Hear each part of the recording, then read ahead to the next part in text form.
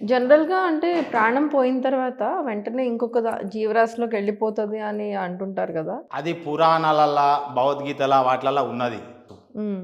నేనిప్పుడు 3 ఇయర్స్‌కి ఎక్కువ వీటి మీద రిసర్చ్ చేయబట్టి. హ్మ్. ఏ ప్రాణం ఎక్కడ పోతలే అంతీనే ఉన్నారు. నేను ఒక బ్రాహ్మణ్ అతను చూశాను. అతను గ్రంథాలు రాసిండు. వేద పండితుడు.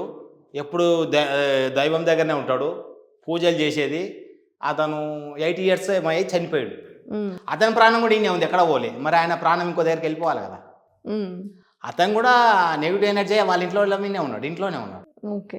అంటే ఎవరు చనిపోయినా గానీ ఎక్కడ పోవట్లేదు. దీనికి కారణం ఏందంటే మనుషులకు ప్రేమ ఎక్కువైంది భూమి పైన ప్రేమ ఎక్కువైంది. అంటే విలాసాలకు అలవాటు పడ్డం, అన్ని సవలతులు ఏర్పడ్డాయి, అన్నిటి మీద మోజు పెరిగింది. దేవుడంటే భక్తి లేకుండా పోయింది. కార్లు, బంగ్లాలు, వస్తువులు, ఫోన్లు ఇవన్నిటి మీద మమకారం పెరిగింది. కాబట్టి వాటి కోసము మనము ఎక్కడ వెళ్ళట్లేదు. ఇవి నాకు కావాలన్న రందిలో చనిపోతుండు కాబట్టి చనిపోయిన తర్వాత కూడా వీటి కోసం ఇక్కడనే ఉంటుండు. దేవుని మీద భక్తి పెరిగి దేవుని కొరకు పాటు పడితే అతనికి చనిపోయే ముందు దేని మీద ఆశ ఉండకూడదు.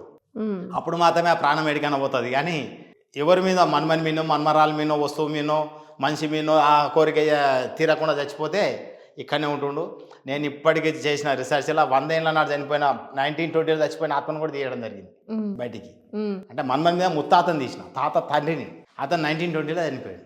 ఓకే.